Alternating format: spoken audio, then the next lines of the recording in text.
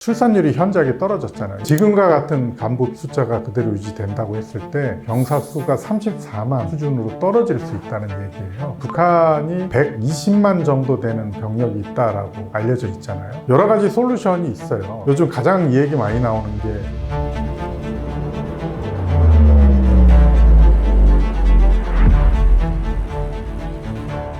RTV 구독자 여러분 반갑습니다. 저는 6445기로 인간에서 34년간 현역 군생활을 하고 23년도에 육군교육사령관을 마지막으로 전역한 강건작 예비역 중장입니다. 오늘 장군님 모시고 2부 순서 준비했는데요. 2부는 우리나라의 군대가 나아가야 할 방향에 대해서 한번 여쭤보려고 합니다. 강건작 장군님께서 최근에 강군의 조건이라는 책을 쓰셨어요. 여기서 우리나라 군대는 전쟁할 수 있는 군대가 되어야 한다라고 말씀해 주셨는데 그 의미에 대해서 한번 말씀해 주실 수 있을까요? 현재 머물지 말고 우리가 가지고 있는 여러 가지 조건들을 극복해서 전쟁에 조금 더 전문적인 군대로 방향성을 가지고 노력해야 한다는 측면에서 언급을 한 것이에요. 배경은 사실은 우리가 전작권 논란이 많이 있잖아요. 한국군이 1950년 한국전쟁 때 전시 작전권을 유엔 사령관에게 이양하고 나서 한 번도 그걸 주도적으로 우리가 행사해보지 못하다 보니까 관심을 기울여야 될 바가 분명히 좀 있다 하는 측면에서 강조를 한 것이고, 그런 쪽으로 우리가 조금 더 방향성을 가지고 노력하면 현재보다 더 강력한 군대가 될 수 있다 하는 측면에서 이해해 주시면 될 것 같아요.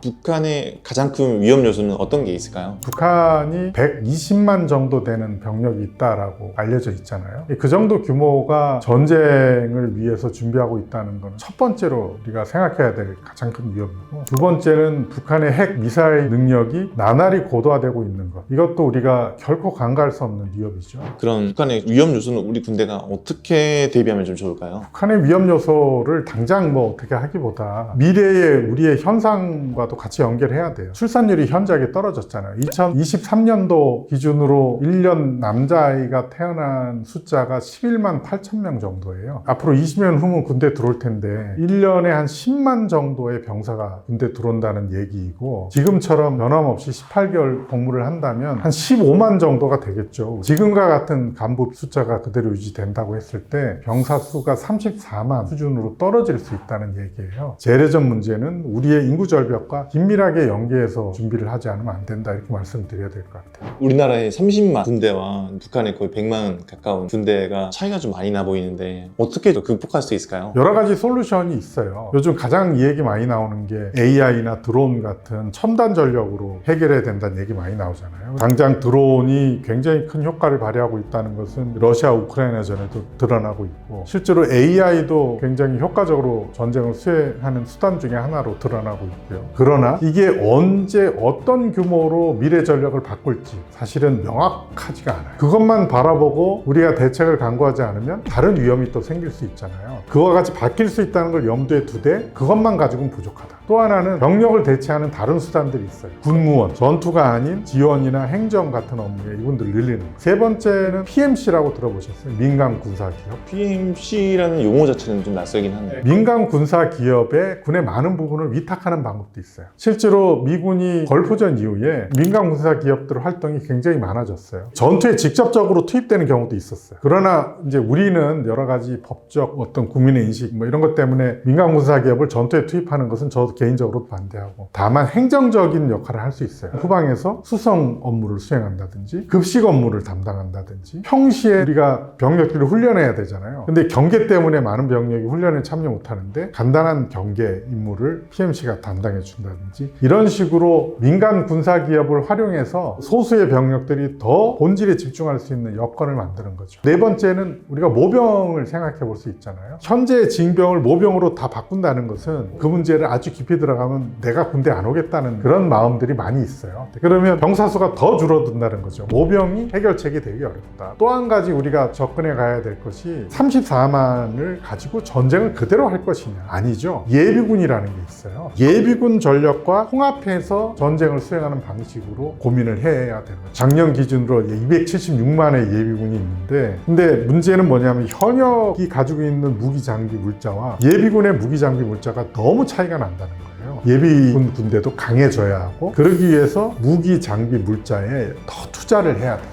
우리가 미래에 1년에 10만 정도 병사가 들어온다면 예비군도 지금의 276만이 그대로 유지되는 게 아니고 그 현역 숫자만큼 쭉쭉쭉 줄어들 거예요. 줄어드는 예비군의 적정 수준을 현역 수준으로 정해야 하는 방식을 고민을 해야 돼요. 북한의 기갑 및 기계화 부대, 보병들 한꺼번에 내려온 전면전은 현역과 예비군이 통합해야 되죠. 그 이전에 침투 또는 포격, 미사일 도발 뭐 이런 거는 사실은 그에 필요한 부대만 있으면 되거든요. 미래의 구조는 평시의 상비군 구조와 전시의 상비군과 예비군이 통합되는 구조로 개편을 하되 이것이 딱 끊어지는 게 아니고 일종의 스펙트럼처럼 연결되는 속에서 디자인돼야 된다 하는 것이 제 생각이에요. 책에서 훈련도 좀 변화해야 된다라고 하셨는데 그 의미에 대해서 한번 말씀해 주실 수 있을까요? 우리가 신병교육 또는 장고 인간교육 할 때 기초군사훈련 몇 주 받죠? 저희 4주 받나요? 대부분 4주 받았을 거예요. 근데 작년 재작년에 러시아군이 우크라이나전에서 초기에 엄청난 인명피해를 입었다. 그 이유가 러시아군의 훈련이 부족했다. 근데 그때 러시아군이 한 몇 주 훈련 받은지 아세요? 1, 2주 정도 받았나요? 4주 훈련 받았어요. 다시 말해서 우리가 받은 기초군사훈련이 러시아군이 전쟁에서 피해를 입은 그 기간하고 피해율이 높았다는 그 이유와 정확하게 매치가 됩니다. 우리는 4주를 받지만 이것이 세계에서 가장 기초군사훈련이 낮은 수준이라고 하는 거예요. 사실은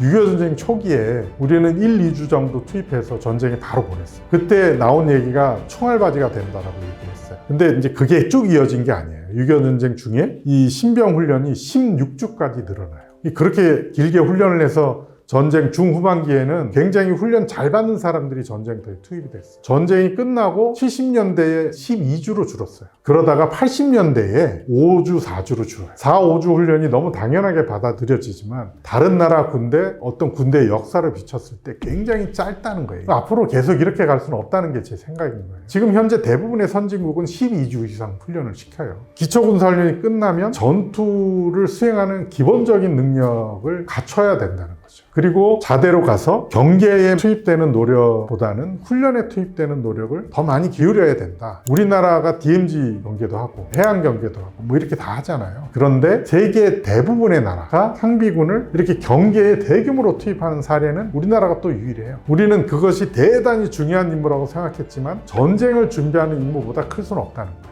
미군들은 한국에 나와 있는 주한미군 기지를 민간 군사 기업에게 위탁을 해요. 민간 군사 기업이 그걸 수행할 정도로 그 임무가 군대의 주 임무가 아니라는 인식이 미군들은 가지고 있다는 거죠. 우리도 고정관념을 깨고 경계에 대한 소요는 줄여가되 때로는 해경이나 경찰에게 넘길 거는 각각에 넘기고 군대는 더 본질적인 훈련, 전쟁 준비, 전쟁 억제 이런 문제에 더 집중해야 된다. 좋은 말씀 너무 감사합니다. RTV 구독자분들이 굉장히 흥미롭게 좀 봤을 것 같아요. 마지막으로 저희 구독자분들께 해주고 싶은 말씀이 있으실까요? RTV 관계자 여러분께서 이렇게 제 책을 보시고 초청해서 얘기를 할 수 있는 기회를 주셔서 너무 감사드리고 RTV가 꼭 ROTC만을 대표하는 TV는 아닌 것 같아요. RTV가 구독자를 늘려서 우리 국방의 중요성, 안보의 중요성, 그 다음에 우리 국민들이 군을 신뢰하는 어떤 중요한 항구로 거듭나기를 제가 간절히 바라고 하여튼 이렇게 초청해 주셔서 영광이고 제 얘기가 여러분이 군을 이해하는 데 조금이라도 도움이 되기를 바랍니다. 감사합니다.